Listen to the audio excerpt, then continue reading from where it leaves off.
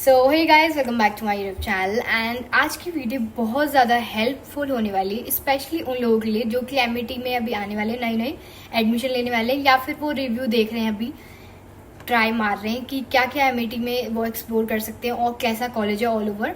तो हम सारे उन्हीं क्वेश्चन के बारे में बात करेंगे जो कि मैंने पहले वीडियो डाल चुकी हूँ मैं। तो आप वो वीडियो मैं कहीं लगा दूँगी, आप देख सकते हो उसको भी, क्योंकि बहुत ज़्यादा हम नॉलेज के लिए रहते हैं। लाइक कोई भी जब कॉलेज वगैरह सर्च कर रहे होते हैं तो हम चाहते हैं कि हमें सारी उसके बारे में इन्फॉर्मेशन हो। तो आप मेरी वो वीडियो देख लेना, उसमें बहुत सारी इन्फॉर्मेशन मैंने पहले से दे रखी है। और जो कुछ क्वेश्चंस आए थे कमेंट सेक्शन में, तो उनका आंसर मैं इस वीडियो में देने वाली हूँ। तो वो वीडियो इसलिए मैं बना रही हूँ ताकि आपके जो भी रिप्लाई थे मैं नहीं दे पाई थी, तो मैं इस वीडियो में वो सारे आपके दे दूँगी। So without any further delay let's get start the video guys. So हमारा फर्स्ट क्वेश्चन है, देखो एक ने पूछा है मेरे से कि दीदी मैं आज ही एडमिशन लिया है, कॉलेज गया था, बट इसका एंट्रेंस एग्जाम होगा तो आप कुछ बता दो, लाइक कैसा होता है, टफ होता है प्रिपरेशन या नहीं होता। तो देखो एंट्रेंस एग्जाम में कुछ नहीं, ज़्यादा कुछ नहीं, आपका बस ये पूछा जाएगा सेल्फ, आप थोड़ा इंट्रो बता देना कि आपके नाम क्या है, आपके स्कूलिंग कहाँ से करी है अपने, ये पूछेंगे। और वो बेसिकली ये पूछते हैं कि आपने एमईटी चूज़ क्यों किया है, ये पूछेंगे बस आपसे वो, और एमईटी ही क्यों चूज़ किया, और अगर आप एमईटी नहीं करते तो आप कौन सी यूनिवर्सिटी दूसरी चूज़ करते, ठीक है। और एंट्रेंस एग्जाम वगैरह सीयूईटी भी होता है इसका, अब इस साल से, पिछले साल जब से स्टार्ट हुआ है सीयूईटी तो उसमें हो चुका है, तो सीयूईटी भी देख सकते हो आप। बाकी अगर आपके 12th में 60 से अबव हैं आपके मार्क्स तो डायरेक्ट एडमिशन हो जाता है, इसमें प्राइवेट कॉलेजेस में ज़्यादा कुछ प्रॉब्लम नहीं आएगी आपको, ठीक है। तो एडमिशन हो जाएगा, एंट्रेंस एग्जाम ईजी होता है, बस थोड़ा सा इंट्रो पूछते हैं, वो हिंदी में भी दे सकते हो, इंग्लिश में भी दे सकते हो, नॉर्मल होता है। सो गाइस ऑल ओवर आपका यही है कि एंट्रेंस एग्जाम आपको बहुत इजी होता है, थोड़े बहुत क्वेश्चंस पूछते हैं, वो बस सेल्फ आपसे पूछेंगे कि आपने स्कूलिंग कहाँ से करी है। तो ये नॉर्मल क्वेश्चन तो देखो हर कॉलेज में पूछते हैं, तो नॉर्मल सा इंटरव्यू होता है आपका, अगर आप जा रहे हो एडमिशन लेने तो हो जाता है, और नॉर्मली हो जाता है। प्राइवेट कॉलेजेस में ज़्यादा कुछ आपको लफड़े उफड़े नहीं पड़ते, ठीक है। दूसरा क्वेश्चन है, देखो किसी ने मेरे से पूछा कि दीदी बी फार्मा करना चाहती हूँ एमईटी यूनिवर्सिटी से, और बोर्ड्स में 60% द फार्मेसी फीस कितना होगी, अच्छा होगा या नहीं होगा। देखो ऑल ओवर देखो अच्छा है कॉलेज, और फार्मेसी के लिए हाँ अच्छा है, एमईटी में आप जा सकते हो। सीएससी से रिलेटेड बीटेक, बीबीए, फार्मेसी, ये कॉलेज के जो कोर्सेज है ना, ये कोर्स बहुत ज़्यादा बढ़िया है एमईटी में, तो आप पढ़ने जा सकते हो। सो गाइस दूसरा क्वेश्चन है हमारा कि बैचलर ऑफ होटल मैनेजमेंट कैसा है, बता दो सिस्टर, एंड फॉर्म फिल कर रहा हूँ मैं ऑनलाइन, प्रैक्टिकल क्लासेस, प्लेसमेंट वगैरह क्या है। तो देखो आप होटल मैनेजमेंट के लिए जा रहे हो, बहुत अच्छी बात है। तो मैंने पहले ही बोला कि मैनेजमेंट के सारे कोर्सेज एमईटी से आप कर सकते हो, नो डाउट अच्छा है। और बाकी आप देखो कंफ्यूजन मत हो, कुछ भी नहीं है, आपको ऑफिशियल वेबसाइट पे जाना है एमईटी की, वहाँ पे फॉर्म फिल होते हैं, आपको कुछ नहीं करना, वहाँ पे कॉन्टैक्ट डिटेल डालनी है, लाइक आप 12th में कितनी परसेंट थी वो वगैरह पूछेंगे, आपका बैकग्राउंड पूछते हैं थोड़ा सा कि लाइक 12th में 10th में कितने मार्क्स आए थे, बस यही पूछते हैं। उसके अलावा बस वो पूछेंगे, उसके बाद आपको या तो ईमेल आ जाएगा या फिर कॉन्टैक्ट, वो फ़ोन लगा लेते हैं, इतने में तो आ जाता है फ़ोन आपका एमईटी से कि आपने सर्च करा था या ऐसा ऐसा कुछ करा था, तो वो आ जाता है, तो वो आपसे बात कर लेंगे, उसके बाद तो वो बता ही देते हैं कि कैसे कैसे होता है काम, तो बहुत ईजी है और ज़्यादा कन्फ्यूज़न। प्लेसमेंट देखो ऑल ओवर आप एक्सपेक्ट कर सकते हो 8 या 7 LPA तक आप एक्सपेक्ट कर सकते हो, इससे ज़्यादा देखो आपके ऊपर डिपेंड करता है आपकी स्किल्स कैसी हैं, आप में कैपेबिलिटी है या नहीं है, तो ओवरऑल वो आप पे डिपेंड करता है, उसके अलावा मैं कुछ नहीं कर सकती हूँ। प्लेसमेंट क्योंकि ओवरऑल आप पे परफॉर्मेंस पे लगती है, आपकी CGPA SGPA सही चल रही है और उसको थोड़ा मेंटेन करके रखना, CGPA 9 से ऊपर रखना, लाइक 9 अच्छी होती है, सॉरी 9 तो ज़्यादा पूरी होती है, 8 से ऊपर रखना, 7 पे नहीं आनी चाहिए, 7 थोड़ी बेकार हो जाती है, फिर आपको स्कॉलरशिप भी नहीं मिलेगी। लाइक क्या होता है एमईटी स्कॉलरशिप प्रोवाइड करता है, लाइक जिनके 90+ है उनको 100% स्कॉलरशिप होती है, और जिनके 80 से 90 है उसको 50% स्कॉलरशिप होती है, और 70 से 80 तक 25% स्कॉलरशिप मिलती है, तो वो आपको मिल जाएगी, और आपकी 1 साल की या 2 साल की फीस बच जाएगी। और अगर आपने मेंटेन करे रखी, लाइक अपने CGPA SGPA अपनी 9 पे रखी, तो वो आपकी आगे भी चलेगी, नहीं तो वो कट जाएगी फिर आपकी, अगर फर्स्ट ईयर में आपने कटवा दिया तो क्या करना, आप अपनी CGPA SGPA पे थोड़ा ध्यान रखना, फर्स्ट ईयर में बनाए रखना उनको, तो स्कॉलरशिप आपकी आगे तक चलेगी, नहीं तो वो हट जाएगी। अगर आपने 8 के नीचे लाई ना CGPA अपनी, तो स्कॉलरशिप आपकी हट जाती है, फिर वो आगे तक नहीं आती। और फिर आपको फुल फीस देनी पड़ेगी, तो स्कॉलरशिप को थोड़ा बनाए रखना, ठीक है। दूसरा क्वेश्चन पढ़ते हैं। दूसरा क्वेश्चन क्या है, आर यू स्टूडेंट और नॉट से बिफोर गिविंग एनी आंसर। देखो मैं स्टूडेंट हूँ एमईटी में already, that is why I am giving you information, क्योंकि अगर मुझे इन्फॉर्मेशन खुद ही नहीं होगी तो मैं आपको दे कैसे दूंगी ना। तो मैं एमईटी में इन्फॉर्मेशन इसीलिए दे पा रही हूँ क्योंकि मैंने कर रखा है कॉलेज, और मैं अभी 3rd ईयर में हूँ, लास्ट ईयर चल रहा है मेरा इस बार। बीबीए कोर्स कर रही हूँ मैं, सारी इन्फॉर्मेशन चाहिए तो मैं ठीक है, तो बीबीए कर रही हूँ, लास्ट ईयर चल रहा है मेरा, तो इसीलिए इन्फॉर्मेशन दे रही हूँ। लाइक पता है मेरे को, ऐसा नहीं है कि बिना पता दे रही हूँ सारा ज्ञान में, ऐसा नहीं है, तो पहले से पता है इसलिए ज्ञान दे रही हूँ, ठीक है। दूसरा क्वेश्चन देखो, किसी ने पूछा है मेरे से, दीदी प्लेसमेंट का बताओ, मैं बीटेक लेना सोच रहा हूँ बिकॉज सीएससी की फ़ीस ज़्यादा है। हाँ फीस तो देखो ज़्यादा है, और प्लेसमेंट कितना एवरेज कर सकते हो। लाइक सीएससी में देखो आप 57 इस साल का रहा था, तो आप एक्सपेक्ट कर सकते हो 7-8 एलपी आपका लग जाता है, उससे ज़्यादा आप एक्सपेक्ट मत करो। ओवरऑल देखो प्लेसमेंट देखो आपके परफॉर्मेंस पे लगती है, तो वो आप प्लेसमेंट जब आप पे परफॉर्मेंस पे जाएगी, कितना भी आप क्लेम वो कितना भी कर लेंगे, 95% प्लेसमेंट हम देते हैं। बोलने से क्या होता है, कॉलेज वाले तो कुछ भी लिख देते हैं ना उस पर साइड्स पे, तो उन्हें तो अच्छा दिखाना होता है अपने आप को, तो वो तो उस पर मत जाओ, आप साइड पे जो लिखा है। ओवरऑल आपकी परफॉर्मेंस बेस करता है कि आप पढ़ भी रहे हो, कोई भी यूनिवर्सिटी से, यार डीयू से पढ़ रहे हो आप, एमईटी से, बैनेट से, या कोई भी यूनिवर्सिटी, एनआईटी, एमआईटी, बहुत सारी अच्छी अच्छी कॉलेजेस हैं, बट वो ओवरऑल आपको प्लेसमेंट आपकी परफॉर्मेंस पे देते हैं, ठीक है, कि आप कैसा काम कर रहे हो। कोई भी यूनिवर्सिटी आपको ऐसी प्लेसमेंट, सिर्फ यूनिवर्सिटी की डिग्री से आपको प्लेसमेंट नहीं मिलती। दूसरा क्वेश्चन गाइस, बीटेक सीएस में क्या फीस स्ट्रक्चर है, एनी नो वन। सो देखो क्या है फीस स्ट्रक्चर, तो देखो आप कोई भी ब्रांच में, अगर आप कौन सी ब्रांच में, मुझे नहीं पता आप कौन सी ब्रांच में ले रहे हो, क्योंकि एमईटी की बहुत सारी ब्रांचेस हैं, कैंपसेस बहुत सारे हैं, लाइक ग्वालियर में भी है, नोएडा में भी है, लखनऊ में भी है, रांची में भी है, तो मुझे नहीं पता आप कौन से कैंपस में जा रहे हो, तो अलग अलग फीस स्ट्रक्चर अलग अलग साइड पे लिखा हुआ है, जो भी आप कैंपस में जा रहे हो। लाइक आप नोएडा साइड जा रहे हो तो वहाँ पे आप सर्च कर लो, कोई भी फीस स्ट्रक्चर आपका आ जाएगा। लाइक बीबीए की पूछना है आपको, एलएलबी की पूछना है, सीएससी की पूछना है, तो उस पर सर्च करो, क्योंकि मेरे को पता होता है बट मैं सारे कैंपसेस के बारे में नहीं जानती हूँ, और सारे कैंपसेस के लिए फिर मुझे वो सर्च तो मुझे भी वही करना पड़ेगा, गूगल पे डाला होता है तो आप वहाँ पे सर्च करके देख सकते हो, क्योंकि मैं भी वहीं पे तो सर्च करूँगी, तो आप भी कर लो, और अगर तब भी नहीं मिले तो फिर कमेंट सेक्शन में बता देना, फिर मैं बताऊँगी आपको और क्या कर सकती हूँ, बताऊँ आपके लिए, ठीक है। दूसरी चीज़, किसी ने मेरे से पूछा है कि बास्केटबॉल कोर्ट कैसा है, तो देखो बास्केटबॉल मतलब बहुत स्पोर्ट फैसिलिटी देखो ओवरऑल बहुत ज़्यादा अच्छी है। लाइक एमईटी की इंफ्रास्ट्रक्चर जो है ना, उसके ऊपर तो भाई वही है बस, और कुछ तो क्या ही बोलूँ ठीक है। तो इंफ्रास्ट्रक्चर बहुत अच्छा है, स्पोर्ट फैसिलिटी बहुत ज़्यादा अच्छी है, लाइक आपका टेबल टेनिस है, बास्केटबॉल है, बैडमिंटन कोर्ट है, बहुत सारे अच्छे हैं, वो तो अच्छी हैं, ठीक है।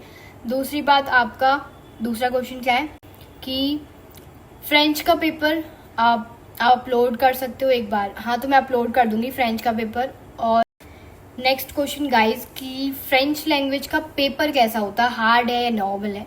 तो देखो मैं अगर मेरे पास होगा तो मैं आपका वो साइड पे कहीं डाल दूंगी।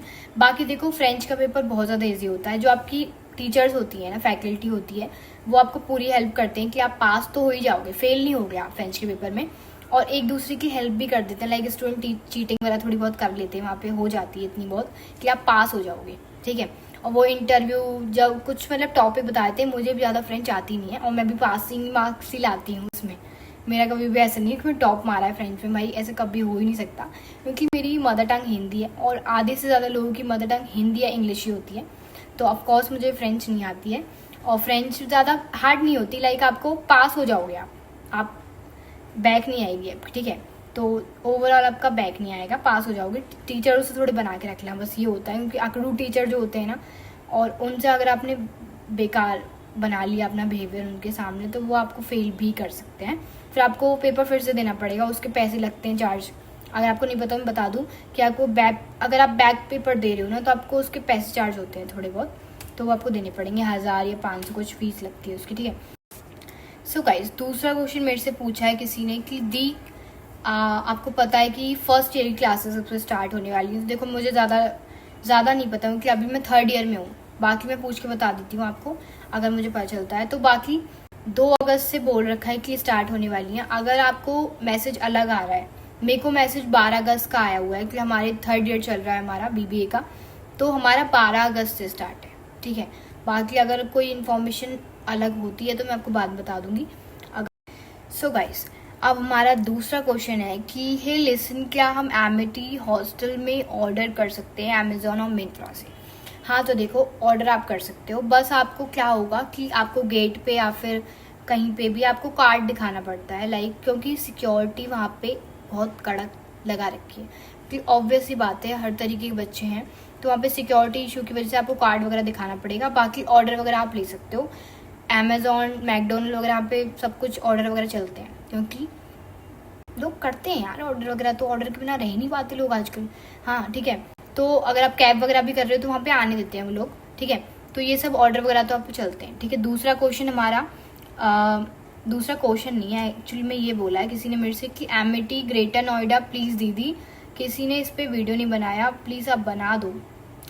ओके, मैं बनाने की कोशिश करूँगी अगर आप इतना ज़्यादा डेस्परेट होके बोल रहे हो।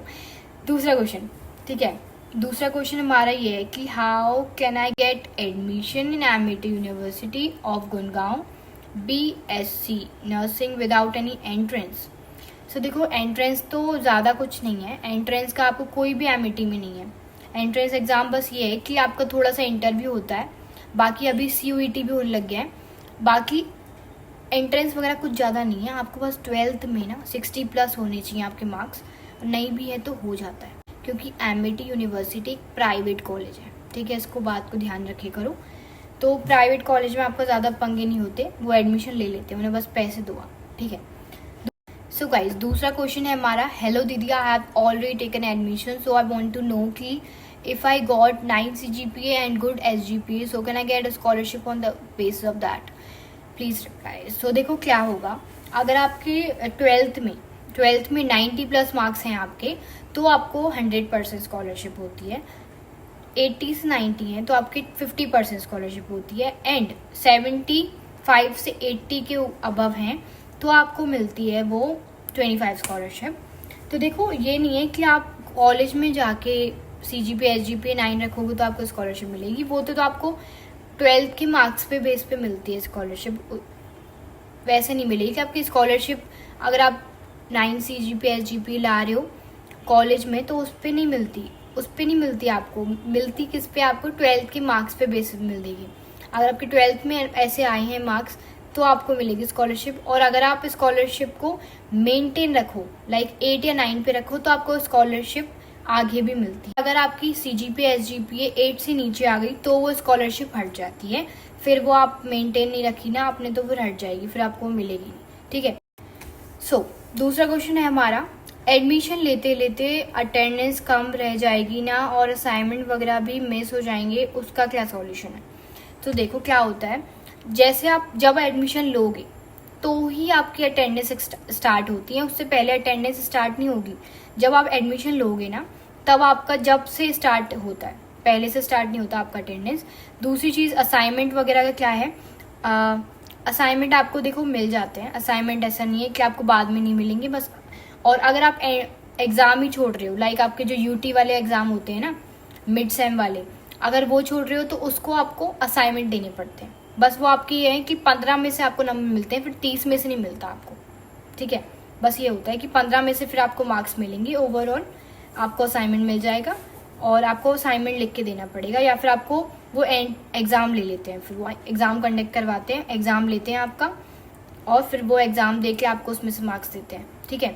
दूसरा क्वेश्चन गाइस, दूसरा क्वेश्चन क्या है कि can I also know how semester fees are submitted? तो देखो, आपको क्या है, एमिटी यूनिवर्सिटी की एक ऑफिशियल वेबसाइट है, उसका नाम है अमेजॉन। तो वहाँ पे आपको फीस पोर्टल पे फीस अपलोड हो जाएगी रोज रोज, जब मतलब रोज रोज कह रही हूँ, सेमेस्टर वाइज। तो वहाँ पे आपको ऑनलाइन भरनी पड़ेगी, और ऑनलाइन आप पे नहीं है तो आपको DD बनवानी पड़ेगी, DD से आप भर सकते हो। बाकी ज़्यादातर लोग ऑनलाइन ही भरते हैं, पेटीएम वगैरह से, या वर्ल्ड वाइड जो बैंकिंग से होता है उससे भरते हैं। तो वो ऑनलाइन ही भरती हूँ, मैं तो ऑनलाइन भरती हूँ, तो मैं अपने तरीके से आपको ऑनलाइन बता रही हूँ। बाकी मैंने DD से ही भरी है एक बार फर्स्ट सेमेस्टर में, तो आप DD भी बनवा सकते हैं। Next question guys, next question हमारा है कि does Amity Noida provide student laptop for academic section? नहीं भाई, एमिटी प्राइवेट है, इतना कुछ नहीं देती आपको, वो तो बस लेने के लिए बैठी हुई है, पैसे वैसे आपसे कुछ नहीं लेना। देखो आपको लैपटॉप प्रोवाइड नहीं करेगी वो, बस आप लाइब्रेरी जा सकते हो, और जो आपकी स्टडी होती है वो आपको प्रेजेंटेशन और पीपीटी में होती है। आपको बुक वगैरह कुछ भी नहीं मिलेंगी वहाँ से, बस आप लाइब्रेरी में आप बुक इशू करवा सकते हो, ये फैसिलिटी आपको है। आपको एक कार्ड बनवा देते हैं वो लोग, कार्ड बनवा लो, कार्ड बनवाओ और 2-3 दिन आप बुक ले जा सकते हो। फिर आपको वो इशू करवाने के बाद आपको देनी पड़ती है बुक, ये होता है। बाकी आपको एमईटी में बुक वगैरह, आप देखो बच्चे थोड़ी हो, अब आप स्कूल वाली लाइफ थोड़ी जी रहे हो, तो कॉलेज में तो आपको वैसी बुक से नहीं पढ़ना होता। बाकी आप सेल्फ बुक्स ले सकते हो, और पीपीटी होती है एलएमएस पे आपकी, जो पीपीटी पहले से डली होती है। बाकी आप अपनी बुक्स ले जा सकते हो, वहाँ पे आप लाइब्रेरी यूज़ कर सकते हो, कार्ड मिलता है वहाँ पे, कार्ड बनवा लो तो आपको वो इशू करने के लिए 2-3 दिन के लिए दे सकते हो। उसके बाद आपको रिटर्न देनी पड़ती है, एंड बुक्स आपको नहीं मिलती वहाँ पे, और लैपटॉप भी नहीं मिलता, आपको खुद ही का ले जाना पड़ेगा, ठीक है। दूसरा क्वेश्चन हमारा कि इवनिंग बैच बीटेक का कोई इम्पैक्ट होता है या नहीं। तो देखो इवनिंग बैच आपका इम्पैक्ट पड़ता है, क्योंकि क्या होता है वहाँ के फैकल्टी वगैरह तो सेम ही होती है, स्टडी पैटर्न भी सेम होता है, लाइक आपका पीपीटी प्रेजेंटेशन सारी चीज़ें सेम होंगी। बस ये होता है कि प्लेसमेंट का थोड़ा इशू होता है, क्योंकि प्लेसमेंट में पता नहीं लोगों ने बोला है कि प्लेसमेंट में थोड़ा इम्पैक्ट पड़ता है। बाकी स्टडी सेम होती है, और टाइमिंग अलग होता है कि लाइक जो मॉर्निंग बैच है वो 9 से स्टार्ट होगा, 9 बजे सुबह, और जो इवनिंग बैच है वो 12 बजे से स्टार्ट होगा, तो थोड़ा उसका इम्पैक्ट पड़ता है। बाकी अगर आप कोई एंट्रेंस एग्ज़ाम की तैयारी कर रहे हो तो उस पर आपको देखना पड़ेगा टाइमिंग वगैरह, बाकी और कोई इम्पैक्ट ज़्यादा पड़ता नहीं है। तो गाइस दूसरा क्वेश्चन है हमारा, दीदी प्लीज़ ये बताओ कि सीएससी में कितना % बच्चों का प्लेसमेंट लगता है, और इस साल का एवरेज पैकेज क्या था। तो देखो 60 LPA था अभी इस साल का पैकेज, और 7 to 8 लाख आप एक्सपेक्ट कर सकते हो। बाकी प्लेसमेंट तो देखो आपके परफॉर्मेंस पे बेस है। ओवरऑल मैं कोई भी कॉलेज की बात करूँ तो वो प्लेसमेंट आपके परफॉर्मेंस पे भी लगती है, लाइक आपके स्किल्स हैं, कैपेबिलिटी है आप में, तो ओवरऑल उस पर लगती है प्लेसमेंट। बाकी सबों को प्लेसमेंट नहीं मिलती, क्लेम कर रखा है 95% प्लेसमेंट है, बट ऐसा नहीं है कि सबों को प्लेसमेंट मिल जाएगी, वो आपके परफॉर्मेंस बेस है। और CGPA SGPA आप 9 पे रखना तो ज़्यादा होगा, क्योंकि स्कॉलरशिप आपकी कट जाती है। सो गाइज दूसरा क्वेश्चन है, I am your new subscriber, my question what is the highest package of MIT university of Gwalior, I am waiting for your answer. तो देखो हाईएस्ट पैकेज जो है वो है हमारा 61 LPA 2023 का। बाकी अभी प्लेसमेंट वगैरह देखो मैं चेंज होते रहते हैं, बाकी आप निकाल लेना, साइट पे निकल जाएगा। बाकी देखो जो भी कोर्स अगर आप कर रहे हो ना, तो MIT से अगर आप कर रहे हो तो बीटेक कंप्यूटर साइंस से जो रिलेटेड कोर्स हैं वो ज़्यादा अच्छे माने जाते हैं MIT यूनिवर्सिटी में। बाकी अगर आप कोई भी जो मैनेजमेंट से रिलेटेड कोर्स कर रहे हो तो वो ज़्यादा अच्छे हैं MIT में, आप कर सकते हैं। एंट्रेंस एग्ज़ाम देना पड़ता है एडमिशन के लिए, तो एंट्रेंस एग्ज़ाम देखो इतना ज़्यादा रिक्वायर्ड नहीं है कि आपको देना ही पड़ेगा, वो आपके ऊपर डिपेंड करता है, लाइक आप कब एडमिशन ले रहे हो। मैंने एडमिशन थोड़ा लेट लिया था, नवंबर में लिया था, तो मेरा कोई एंट्रेंस एग्ज़ाम हुआ नहीं था, कोई भी एंट्रेंस एग्ज़ाम मेरा नहीं हुआ था, डायरेक्ट एडमिशन हुआ था on the basis of 12th examination. And जो 12th की परसेंटेज आएगी उसके ऊपर बेस आपका एडमिशन हो जाता है, आपका वो ओवरऑल देखते हैं कि बच्चा पढ़ने में कैसा है और हो जाता है। बाकी अगर एंट्रेंस एग्ज़ाम है तो मैंने बता दिया आपको, एंट्रेंस एग्जाम में नॉर्मल क्वेश्चन पूछेंगे आपसे, लाइक आप कोर्स क्यों कर रहे हो, MIT से क्यों कर रहे हो, MIT आपने क्यों लेना चाह रहे हो, और आप अगर आप MIT में नहीं होते तो आप कहाँ होते, वो ये पूछेंगे आपसे। और पर्सनल आप थोड़ी इन्फॉर्मेशन, लाइक आपने स्कूलिंग कहाँ से करी है ये पूछेंगे, और कॉन्टैक्ट डिटेल वगैरह पूछेंगे। बाकी स्कूलिंग की पूछते हैं वो, और आप जो भी कोर्स आप कर रहे हो उसके बारे में थोड़े बहुत क्वेश्चन पूछते हैं, बाकी और कुछ नहीं पूछते वो, ठीक है। दूसरा क्वेश्चन, सो गाइस बहुत सारे लोगों ने मेरे से ये क्वेश्चन बहुत ज़्यादा पूछा था कि MIT और बेनेट में से कौन सा ज़्यादा अच्छा कॉलेज है फॉर CSE के लिए। सो देखो मैं कहूँगी आपको कि आप बेनेट के लिए मत जाओ। बेनेट अभी नया बना है कॉलेज, 2016 बना है, तो उसकी ज़्यादा मतलब ब्रांचेस भी नहीं है, कैंपस भी नहीं है, उसका एक ही कैंपस है। और MIT का थोड़ा सा नाम भी है, और उसके कैंपसेस आपको इंडिया में भी मिलेंगे, बाहर भी मिलेंगे। लाइक अगर आप इंडिया में हो तो लखनऊ और रांची, ग्वालियर, ग्रेटर नोएडा, बहुत सारी जगह लाइक इंडिया में हैं ब्रांचेस, कैंपसेस, और बाहर भी हैं, Singapore, Dubai, London, New York, America, US, ये सारी ब्रांचेस और कैंपसेस भी हैं MIT के। तो MIT की ज़्यादा थोड़ी वो है, ब्रांड है एक MIT, और उसका नाम भी ज़्यादा है, बेनेट से ज़्यादा है। और बेनेट में अगर आप कर रहे हो तो उसके थोड़े ज़्यादा पैसे लगेंगे आपको कंपैरिजन MIT के। तो MET ज़्यादा बेटर है मेरे ख्याल से। बाकी आपके ऊपर डिपेंड करता है कि आपको कौन सा कॉलेज का जाना है, क्योंकि ये आपकी चॉइस है। मैं आपको कुछ बोल दूँ और आप वो मान जाओ, ये नहीं मैं बोलूँगी कि आप मेरी बात मान जाओ। ओवरऑल आप देखो कि आप कौन सा अफोर्ड कर सकते हो और कौन सा आपके लिए सुटेबल रहेगा। लाइक आपके लिए आने जाने के लिए भी कुछ चीज़ें रहती हैं, लाइक कि आपके आसपास कौन सा कॉलेज पढ़ रहा है, तो आप वो ज़्यादा प्रेफर करोगे जाना।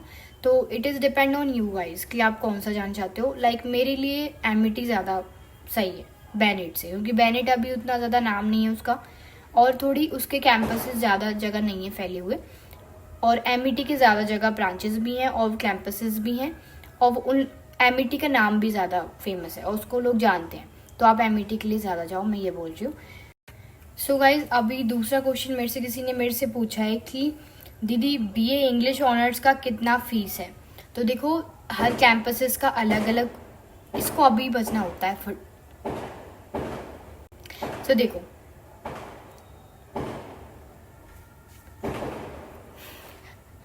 सो गाइज, दूसरा क्वेश्चन हमारा किसी ने मेरे से पूछा था कि BA इंग्लिश ऑनर्स का कितना फीस है। तो देखो सारे कैंपसेस का मेरे को नहीं पता आप कौन से कैंपस की बात कर रहे हो, क्योंकि MET के बहुत सारे कैंपसेस हैं, एंड कौन से कोर्स की बात कर रहे हो आप मुझे नहीं पता। तो आपको अगर नहीं मिले तो आप कोर्स पहले ये लिखना कि कौन से कैंपस की पूछ रहे हो आप, और फिर उस कोर्स का नाम लिखना, तब मैं बता पाऊंगी कि आपकी फीस स्ट्रक्चर क्या है। अगर आपको गूगल पे नहीं मिल रहा तो आप लिख देना कमेंट सेक्शन में, बता दूंगी, ठीक है।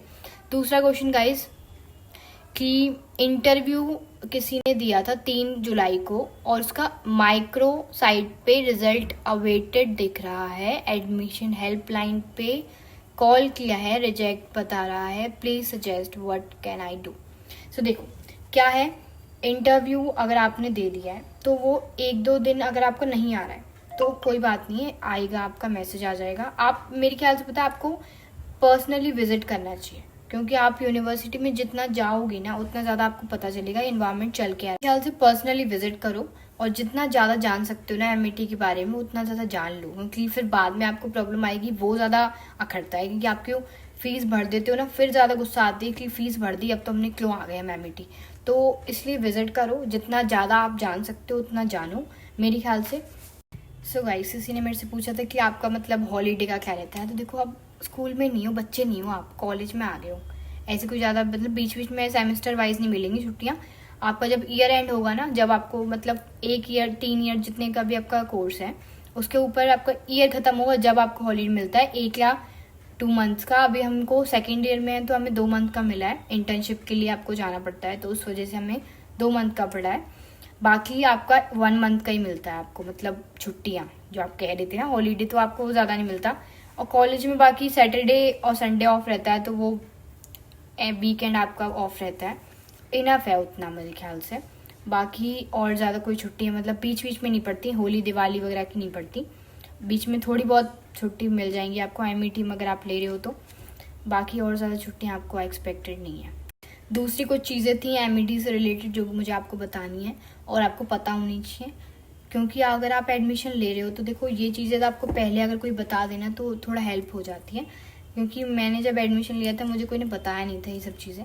बाकी देखो अगर आप एडमिशन ले रहे हो तो एडमिशन ये सोच समझ के लेना कि आपको अटेंडेंस का बहुत ज़्यादा प्रॉब्लम होने वाली है, क्योंकि वो लोग क्या करते हैं MET वाले आपको अटेंडेंस के लिए बहुत ज़्यादा परेशान करने वाले हैं। आपको 75 से अटेंडेंस अबव रखनी ही पड़ेगी। अगर आपने नहीं रखी ना तो आपको एग्ज़ाम नहीं देने देते, डी बार हो जाओगे आप। डी बार में क्या रहता है, अगर आपका एग्ज़ाम में आपके एग्ज़ाम मतलब आप पढ़ भी लिया आपने, बट अगर आपके अटेंडेंस 75 से नीचे 74 भी है तो भी ना वो आपको अटेंडेंस की वजह से आपको एग्ज़ाम कंडक्ट नहीं करवाएंगे आपका, और वो आपको पैसे लेने पड़ेंगे। आप एक सेमेस्टर छोड़ के उसका एग्ज़ाम दोगे। फिर जैसे अगर आपका फर्स्ट सेमेस्टर में बैक आ गई तो आपको सेकंड सेमेस्टर छोड़ के थर्ड सेमेस्टर में एग्ज़ाम देना पड़ेगा, तो वो चीज़ बहुत गलत है। आपको बैक आ जाएगी तो आपको एग्ज़ाम नहीं देने देते वो।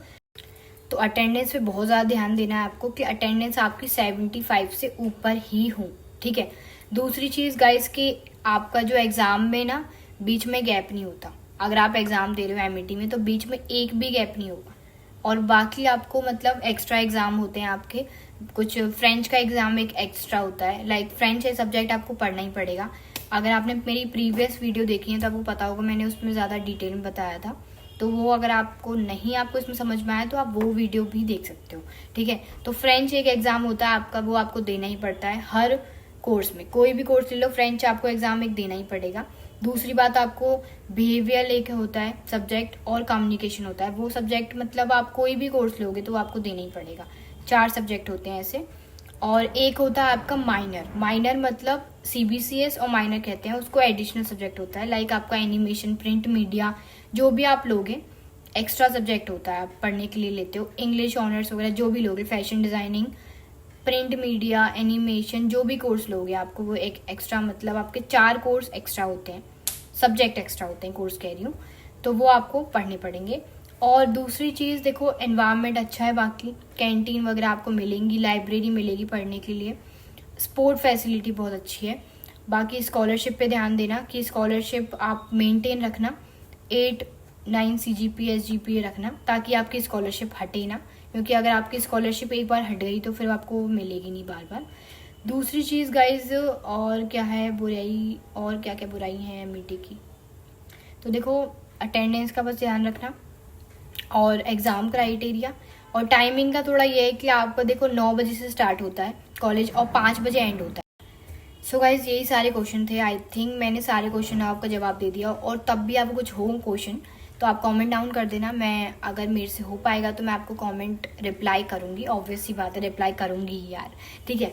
सो आई होप आपको वीडियो पसंद आई हो। वीडियो पसंद आई तो प्लीज़ वीडियो को थोड़ा सा प्यार देना, और अगर आपको वीडियो पसंद आई तो एक हार्ट भेज देना उसमें कमेंट में।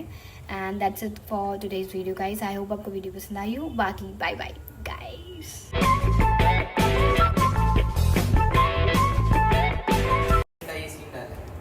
लोग देखते हैं मेरे